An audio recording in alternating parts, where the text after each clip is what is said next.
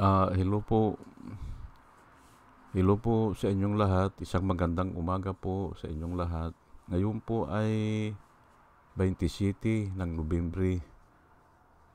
November 27, 2024 at ang oras po dito sa Los Angeles, California ay alas 6:39 ng umaga. Wednesday po ngayon. At medyo makulimlim at nais ko po mag-vlog patungkol dito sa people power ni Duterte. Iyan nangyayari dyan sa EDSA. Opo, yan po ang tatalakayin ko. Ang title ko po ngayon ay Duterte, People Power Will Fall and Fail. Ayan po. Mawawala yan o hindi magtatagumpay yan. At tatalakayin ko po yan bilang isang senior citizen. Opo. Kasi noong 1986, kung hindi ako magkamali ay 26 o 27 years old na ako noong 1986. Kaya alam ko na po yung mga people power na yan at nasaksihan ko po yan. At ikukumpara ko dito ngayon dyan sa nilalakad nila na people power. At yan nga, kaya gusto kong i-discuss ay para may maintindihan yung mga medyo bata pa. Opo, o yung hindi nila nasaksihan yung mga people power na yan. Sinasabi ko po na mag-fail o mawawala yan dahil nga ay kulang na kulang. Opo. Hindi po nanggagaling sa puso. Yang pumupunta po dyan ay bayaran. Yan po. Hindi katulad ng mga people power na nasaksihan natin nung mga nakaraan ay iba po yun. Yung people power 1 po ay tumagal po yun ng siguro mga kulang-kulang 1 week. Opo. At wala pong hinto yun. Walang hinto. Yung mga tao ay nagdadala na ng pagkain dun o nagdadala na ng tent o folding bed o kumot o mga karton. Ganun po yan. At kung minsan ay may naghahatid na ng pagkain. Aywan ko kung sino yun, pero kung pamilya nila o mga NGO, ganun po. Yung iba ay nagre-relibo. Opo. Alam ko po yan kasi nga ay nag-standby po ako dun sa malapit sa Krami at Aguinaldo. Lumiligid ako dyan sa bakod ng Krami at saka Aguinaldo. Kaya alam ko po ang nangyayari. Kako mahirap ng baklasin ito. Yung mga tao. Kasi yung pumupunta sila doon, talagang yun na ang laman ng kanilang puso. Mahirap kako na ito. Mahirap kasi continuous na po Ngayon, itong people power to naman, yung nangyari kay Irap Estrada, napatalsik po yan eh. At pinalitan siya ni Gloria Macapagal Arroyo. Yung palang una ay kay Marcos yun, yung sa senior na Marcos. Pinalitan naman siya ni Corazon Aquino. Now, itong pangalawa, si Irap naman ay ganito po ang nangyari dyan. Nagalit po ang mga tao. Nagalit ang mga tao sa mga senadoris natin. Kasi nga ay bubuksan lang yung envelope ay ayaw nila eh. Yung second envelope po, ayaw nilang buksan eh. Ngayon, nakita po yan ng mga tao. Kaya nagalit. Kasi yung mga senador natin ay kakampi po ni Kwan eh, ni Irap Estrada eh. Pero hindi nila dapat gawin yun. Hindi nila dapat harangin kung ano man yung ebidensya. Yung po eh, kaya nagalit ang tao eh. At lalo pang nagalit nung nakita nila si Teresita Orita, Aquino Orita, na parang nagjig o parang sumayaw nung nanalo sila na not to open the second envelope. Ito naman si Kwan, nagalit din ang tao dahil nakita nila si Nikki Cositing na parang ngumisi o tumawa nung nanalo sila not to open the second envelope. Yan po eh, nasa TV po yan eh. Kaya nakikita ng tao at nakita nila kung papaano kaarugante si Francisco Tatad na kung saan siya ang nag-propose na let us divide the house, sabi niya. Ay ang masasabi ko lang po yan eh, kasi ako born again na po ako noon eh. Born again na ako noon. Ay a house divided, nakasulat po, a house divided cannot stand. Ngayon kung walang kwenta yung i-divide mo ang house dahil sa walang kwentang bagay, yun lang to open or not to open the second envelope ay kuwan na po yan, walang kwenta yan. Dapat yan i-open yan. Ay pero alam nila na mananalo sila eh. Let us divide the house. Ayun na nga. Hindi na, parang ang nangyari po noon ay hindi na ang mga tao po inilagay na nila sa kanilang kamay ang batas. Yung gabi na yun, siguro alas 11 ng gabi, kasi nangyari po yung Senate, kwan na yan, impeachment hearing, yung nangyari yan, mga alas 9 eh. Alas 11 po ng gabi, puno na po ng tao ang EDSA. May 1 million na. At yung mga bahay ng mga senador na kinagalitan ng mga tao o kinasuklaman, isa na yan si Miriam Defensor, ay hindi siya makauwi sa bahay nila. Hindi sila makauwi halos lahat kasi binarikada na ng mga tao, sa galit po ng mga tao. Iyan po ang nangyari dyan. At parang paralyzed po ang military at saka pulis. Kasi hindi sila makaalis eh. Wala eh, kasi puro na tao eh. May dala-dalang mga kalampag, mga lata. Ganun po ang nangyari dyan. At hindi nila nakontrol ang tao. Tapos ay lumabas din yung si Brigadier General ata yun, si Espinosa ata yun eh, na sumakay sa tangke na nag-withdraw na siya ng support. Aywan ko kung galing siya ng Batangas ata o hindi ko alam ano. Pero yun na, nag-aklas na ang mga tao talaga. Yun po sa galit po ng mga tao at para patunayan po natin na galit talaga ang mga tao, hindi na po nanalo ng pagkasenador si Nikki Cositing, si Francisco Tatad at saka si Teresita Aquino Orita.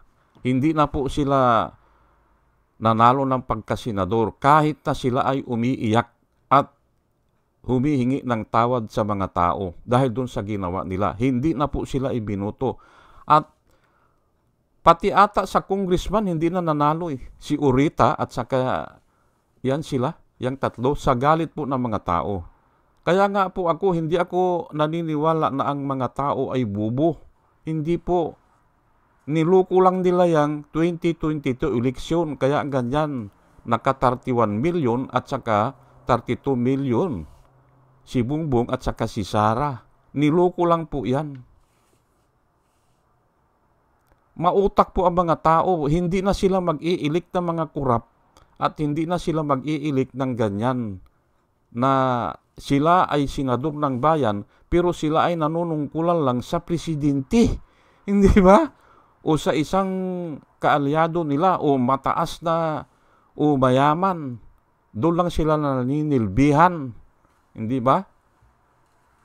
Ngayon, ito na bang people power tree? Kabuntik din po ito na manalo. Opo.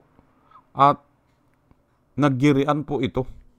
Itong people power tree. Nung gusto na bang bawiin ni Irap kay Macapagal Arroyo. Kamuntik po ito.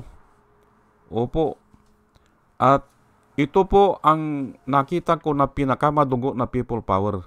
Yan nangyari dyan sa gustong, yung grupo nila, Irap, gustong kunin kay Macapagal Arroyo. Yan po. Sa bagay ay nilahukan po ito ng mga religious sect. Naghati-hati din dyan. Pero nga bandang huli ay hindi rin masustain. Opo, hindi masustain. Pero kamuntik po yan. Kamuntik, ano? Kasi nga, may mga tao na talagang pumunta ron dahil gusto nila si Irap. Pero na-monitor ko rin na marami din ang bayaran. Marami rin. At ang nakapagpadami pa dyan ay yung religious sect na kumampi sila kay Irap. Marami yun. Pero siguro 3 days lang, wala na. 3 days lang. Pero kamuntik po. Kamuntik, na makuha yung power kay Gloria Macapagal Arroyo. At although itong Oakwood Mutiny, yung kay Trillanes naman, ay kinoconsider ko din ito na people power. Pero hindi nag-appear yung mga tao. Opo. Nag-aklas din sila, pero ang usapan dyan, may manggagaling na tao sa party ng politiko. Yung nga doon sa 3 hari. At number 1 yan dahil nga sa Makati ginaganap, ang magdi-deliver ng mga tao ay si Binay. Yan po.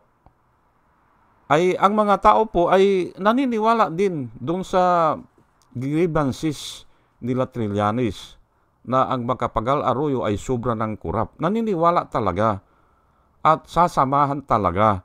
Pero nga nung nalaman nila na ang mamumuno ay si Enrile, si Irap at saka si Binay, nag-atras po ang mga tao. Hindi sinuportahan yung mga 300 na enlisted men at saka junior officer dyan sa Oakwood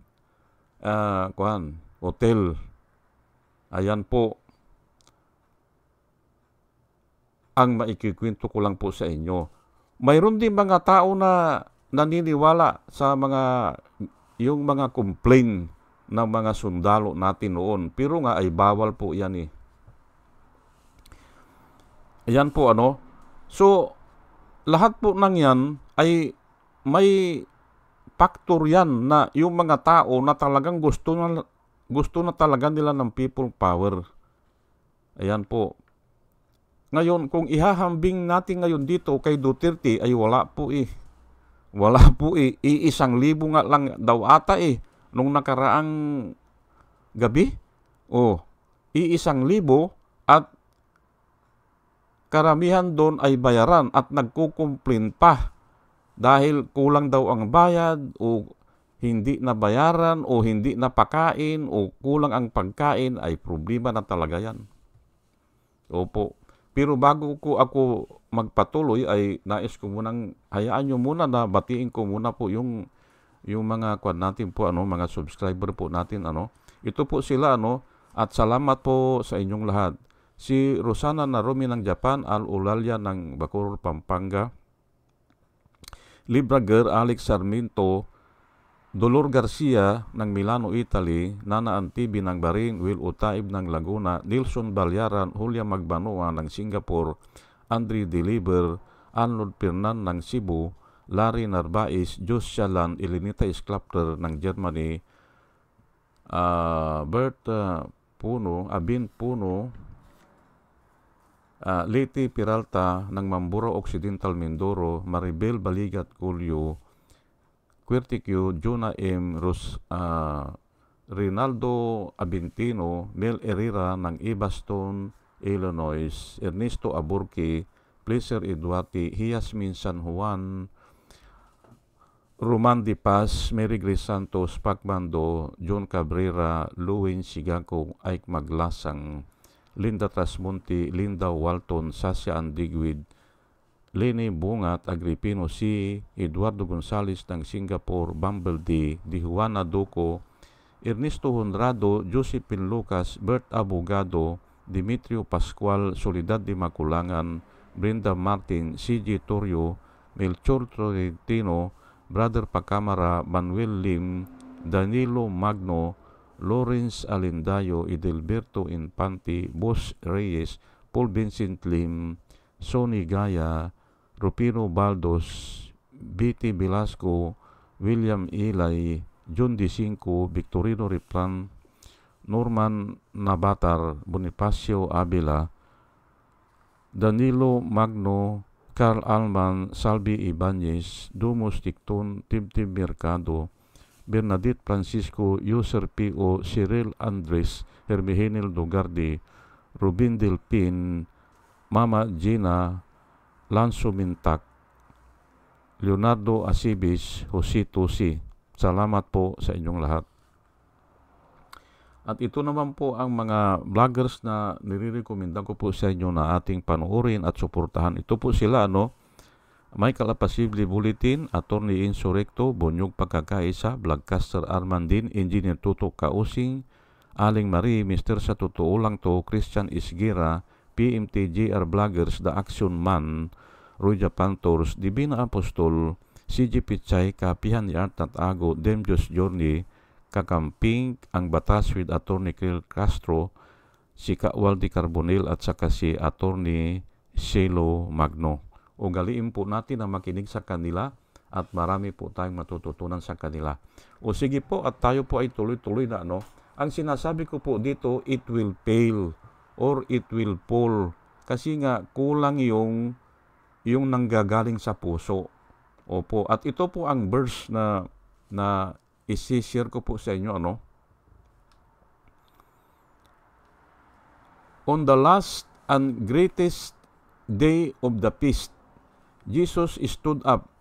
John 7, verse 37 hanggang 39 po ito, John 7, 37 hanggang 39.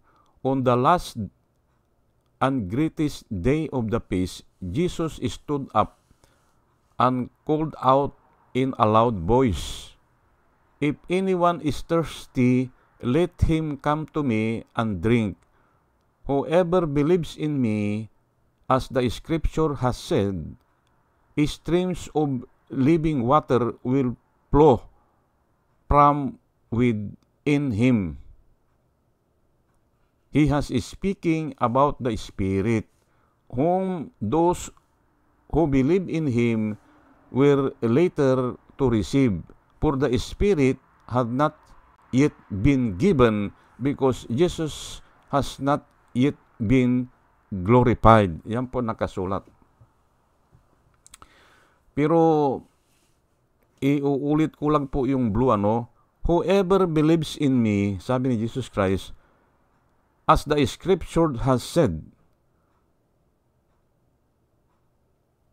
streams of living water will flow from within him. Ang ibig sabihin, from his heart will flow rivers of living water. Yan po sa ibang translation. From his heart or from within him will flow rivers of living water. Yan po ang sinabi ni Jesus Christ. Noong kapistahan, siya ay nagsalita, siya ay sumigaw. At kung sino man ang nauuhaw ay lumapit sa akin at uminom. Sabi niya, ay whoever believes in me, kailangan yun may believe ka hindi ba? As the scripture has said, kung ano man ang sinabi ng scripture sa akin, ay out of his heart, sabi niya, will flow rivers of living water. Ayan po. Ngayon, ay ano po ang koneksyon niyan? Ayan nga kung tayo ay gagawa at tayo ay binabayaran, ay wala yan. Kung magkwal lang yan, ang tawag dyan ay magkukomplain. Opo, na nahihirapan na siya, na sobra na ang oras, na walang pagkain, o nagugutom na siya, o kakaunti sila, hindi ba? Bakit kakaunti kami? Ay bakit yung iba, malaki ang ibinibigay? Ganun po yan, magkukomplain po yan. Kasi nga, hindi nang gagaling sa puso niya. Pero kung nanggagaling sa puso niya, kahit na walang pagkain yan, kahit na walang bayad yan, kung talagang yung reklamo nila o yung complaint nila ay totoo, ay mananatili yan dyan. Opo. Kasi nga, sa pamamagitan nito, na kung may pinaniniwalaan ka, lalo na kung totoo, at sino naman ang maniniwala sa hindi totoo, hindi ba?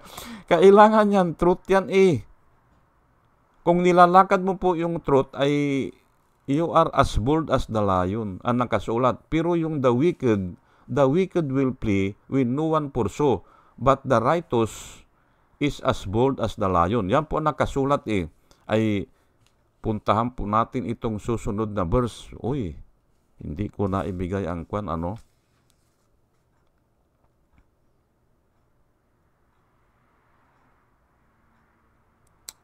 John din po ito. John, John 10 ito, John 10.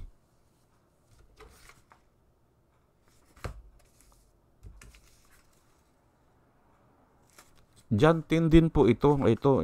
John 10, 12 hanggang 14. Ay, the hard hand is not the shepherd. Yan po ang sabi ni Jesus Christ. And the sheep are not his own. When he sees the wolf coming, he abandons the sheep and runs away. When the wolf pounds on them and scattered the flocks, then the wolf, yung wolf pounds on them and scatters the flocks. Yan po nakasulat. The man runs away because he is a hired servant and is unconcerned for the flocks, for the sheep. I am the good shepherd, I know my sheep, and my sheep know me. Yan po ang sinabi ni Jesus Christ. At hindi po nagsisinungaling si Jesus Christ ito. Yung mga hirelings na yan, kahit na nangangako yan, ay hindi rin tatakbo po yan. Kasi nakasulat po if they see danger comes or danger is coming, katulad nga yan, ay may dumarating na leon o yung wolf, ay kung hireling yan, yung nagbabantay ng mga tupa, tatakbo po yan. Kasi nga hindi sa loob nila Yan po ang sinasabi ko dito. That's why it will fail and it will fall. Bayaran hindi ba? Hireling will flee when they see danger comes. Yan po, hindi ba? Pero huwag po kayong maniwala sa akin. Obserbahan nyo po Sinabi ko nga kanina, kung isang tao ay bayaran na pupunta dyan sa rally na yan, kung mainitan lang yan ng araw, umaulan, maambunan lang yan, mawawala na yan Pero yung mga tao talaga na nasa puso nila, na mayroon silang complain, hindi po aalis yan dyan. O aalis man yan, babalik na naman. Ganun po ang nangyari sa EDSA 1. Ganun po ang nangyari. Bumabalik at nagre-relibo o kaya naghahatid ng pagkain o talagang kahit anong mangyari, hindi umaalis. Ay kung hireling yan o bayaran yan, hindi ba?